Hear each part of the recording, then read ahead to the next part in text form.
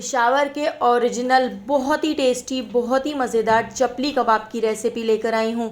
ऊपर से क्रिस्पी, अंदर से इतने ज़्यादा नरम के मुंह में जाके घुल जाएं। बहुत ही मज़ेदार चपली कबाब बनके तैयार होते हैं। एक बार आप इस रेसिपी से चपली कबाब ज़रूर बना के देखिएगा, आपको बहुत पसंद आएंगे। तो चलिए इसकी रेसिपी को देख लेते हैं। तो चपली कबाब बनाने के लिए पहले हम सारी तैयारी कर लेते हैं। 3 मीडियम साइज़ की प्याज को मैं इस तरह से ग्रेटर से ग्रेट कर लेती हूँ। हमने इसको बिल्कुल बारीक कद्दूकश कर लेना है। अगर आप इससे ग्रेट नहीं करना चाहते तो आप मिक्सर ग्राइंडर के अंदर डालकर इसको पीस सकते हैं।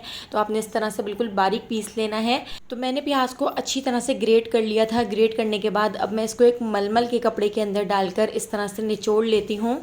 प्याज का सारा पानी हम इस तरह से निचोड़ कर निकाल लेंगे, क्योंकि हमने चपली कबाबों में बिल्कुल भी पानी वाली प्याज ऐड नहीं करनी है और प्याज में बहुत सारा पानी होता है। तो इस तरह से हमने प्याज को निचोड़ लिया है। आप देख सकते हैं अब प्याज में बिल्कुल भी पानी नहीं है। तो इस प्याज को हम साइड पे रख देते हैं। अब हमने यहाँ पर 2 टमाटर ले लिए हैं। तो मीडियम साइज़ के टमाटरों को भी हम इस तरह से कट कर लेते हैं।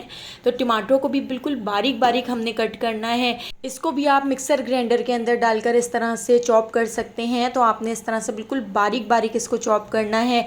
तो जब हम इस तरह से बारीक बारीक कट करके अपने चपली कबाब में ये टमाटर ऐड करेंगे तो बहुत ही मज़ेदार सा फ्लेवर आएगा। तो इस तरह से देखिए टमाटरों को बिल्कुल बारीक बारीक कट कर लिया है। इसको भी साइड पे रख देते हैं। अब मैंने यहाँ पर एक बड़ा सा बाउल ले लिया है ताकि मिक्सिंग करने में आसानी हो। और हमने यहाँ पर ले लिया है बीफ का बिल्कुल बारीक मशीन वाला कीमा। कीमे को धोकर हमने एक स्ट्रेनर के अंदर रख लिया था। इसका अच्छी तरह से पानी निचोड़ लिया है। कीमे में भी बिल्कुल पानी नहीं होना चाहिए। अब हम प्याज भी ऐड कर देते हैं। तो आप देख सकते हैं प्याज का भी पानी मैंने अच्छी तरह से निचोड़ लिया था। अगर हमारे कबाबों में पानी हुआ तो कबाब ठीक से नहीं बन सकेंगे और बहुत ज़्यादा टूटेंगे। तो अब मैं इसके अंदर ऐड कर देती हूँ टमाटर। तो देखिए टमाटरों को मैंने छिलकों के साथ और इसके बीजों के साथ इस तरह से कट कर लिया था। तो टमाटरों के पानी के अलावा इसमें बिल्कुल भी पानी नहीं होना चाहिए। अब इन तीनों चीज़ों को हम अच्छी तरह से मिक्स कर लेते हैं। जिस तरह से हम आटा गूंथते हैं इस तरह से दबा दबा के आपने इसको मिक्स करना है। तो मिक्सिंग आपने हर स्टेज पर करनी है। तो देखिए इस तरह से टमाटर और प्याज ऐड करके कीमे को मैंने बहुत अच्छी तरह से मिक्स कर लिया है।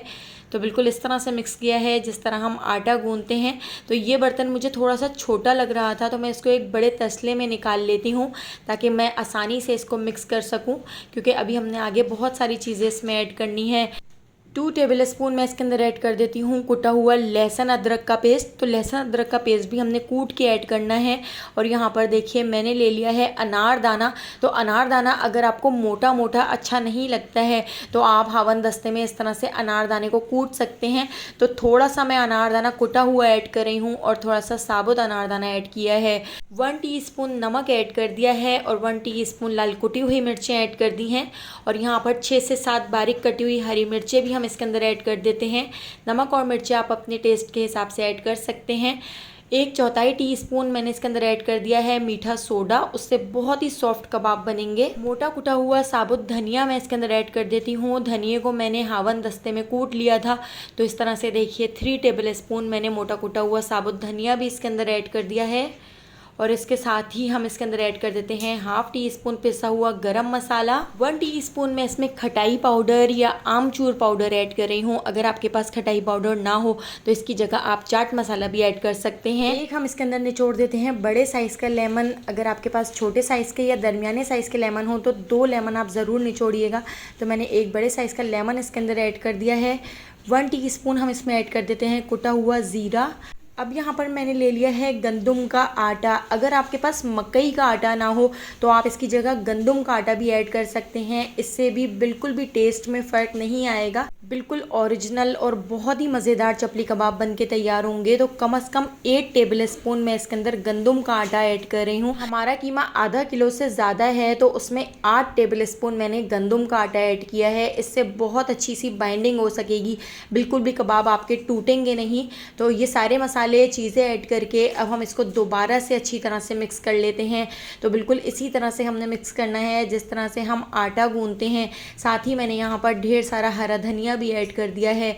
हरा धनिया ऐड करके अब हम इसको और अच्छी तरह से गूंथ लेंगे। तो आपने इसको जो गूंथना है वो कम से कम 6 से 7 मिनट गूंथना है और इस तरह से दबा दबा के गूंथना है कि इसके सारे रेशे खुलना शुरू हो जाएं और जितने भी हमने टमाटर और मसाले ऐड किए हैं वो इसमें घुल जाएं। तो देखिए इस तरह से बहुत अच्छी तरह से मैंने इसको गूंथ लिया है, अच्छी तरह से मिक्स कर लिया है। तो यहाँ पर चपली कबाब का हमारा मिक्सचर बिल्कुल तैयार हो चुका है। देखिए कितना ज़्यादा मज़ेदार लग रहा है। तो दोस्तों यहाँ पर मैं आपको याद दिलाती चलूँ, अगर आपको मेरी रेसिपी अच्छी लग रही है तो लाइक करना बिल्कुल भी मत भूलिएगा और अगर रेसिपी अच्छी नहीं लग रही है तो आप इसको डिसलाइक भी कर सकते हैं। तो देखिए यहाँ पे हमने कीमे को अच्छी तरह से मिक्स कर लिया है। इसका देखें रेशे रेशे अलग अलग नज़र आ रहे हैं। तो चलिए अब इसके कबाब बना लेते हैं। तो कबाब बनाने के लिए हमने इस तरह से थोड़ा सा मिक्सचर ले लिया है। इसको आपने इस तरह से बॉल बना लेनी है, इसका पेड़ा बना लेना है। पेड़ा बनाने के बाद आपने इसको इस तरह से फ्लैट कर लेना है। इस तरह से आपके जो चपली कबाब हैं उनका शेप बरकरार रहेगा, वो टूटेंगे नहीं साइडों से। तो देखिए इस तरह से हमने सारे चपली कबाब बनाकर तैयार कर लिए हैं। तो यहाँ पर कुछ चपली कबाब मैं आपको फ्राई करके दिखाती हूँ।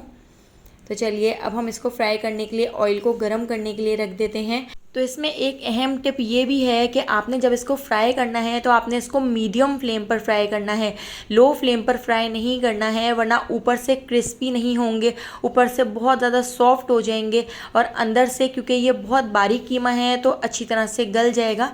तो इसलिए हमने इसको बिल्कुल मीडियम फ्लेम पर इस तरह से फ्राई करना है। अच्छी तरह से आगे पीछे से गोल्डन सा कलर आ जाए तो बस इतना ही आपने इसको फ्राई करना है। ऊपर से क्रिस्पी और अंदर से बहुत ही सॉफ्ट कबाब बन के तैयार होते हैं कि मुंह में जाके घुल जाते हैं। तो अगर आपको चपली कबाब की ये रेसिपी पसंद आई हो तो लाइक, शेयर और सब्सक्राइब करना बिल्कुल भी मत भूलिएगा और बेल आइकॉन के नोटिफिकेशन को ज़रूर ऑन कीजिएगा क्योंकि डेली मैं आपके लिए बहुत ही मज़ेदार सी रेसिपीज़ लेकर आती हूँ। तो उन सारी रेसिपीज़ का नोटिफिकेशन आपको फ़ौरन मिल सकेगा। आने वाली वीडियो तक अल्लाह हाफ़िज़।